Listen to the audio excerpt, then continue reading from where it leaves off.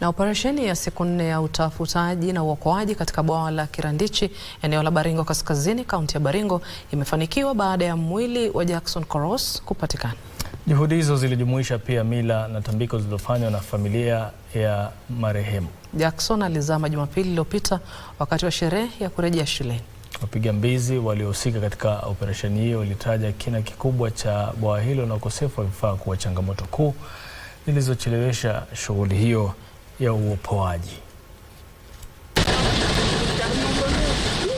Kile kilichoanza kama sherehe ya kurejea shuleni katika bwawa la Kirandichi katika kaunti ya Baringo Jumapili iliyopita kiligeuka kuwa mkasa baada ya mmoja wa waliohudhuria, Jackson Koros, kuzama majini.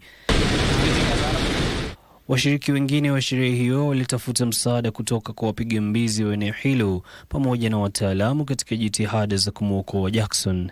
Siku 4 baadaye, operesheni ya utafutaji na uokoaji haikuwa imezaa matunda, hali iliyosababisha familia na marafiki wa Koros kukata tamaa. Wakati wapiga mbizi hao walipokuwa bado wakijaribu kutafuta mwili wa marehemu Jackson, familia yake ilifanya tambiko za kitamaduni kwa matumaini ya kubadili hali hiyo.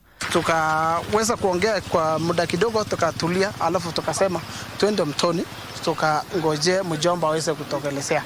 Hatimaye, kwa bahati njema, mwili uliibuka juu ya maji na kuleta afueni kwa wote waliokuwa wamekusanyika kuutafuta.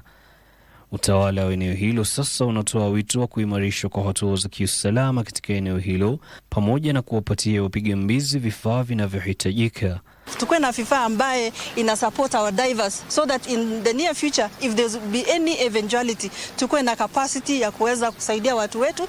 Our disaster department need to be well funded, need to be well equipped, need to be properly structured so that they can have a better financing, they can have a better expertise, they can have better training and equipment. Wakazi wa eneo hilo pia wanahimizwa kuwa makini na bwawa hilo ambalo awali limesababisha vifo. Yusuf Faro, Darubini.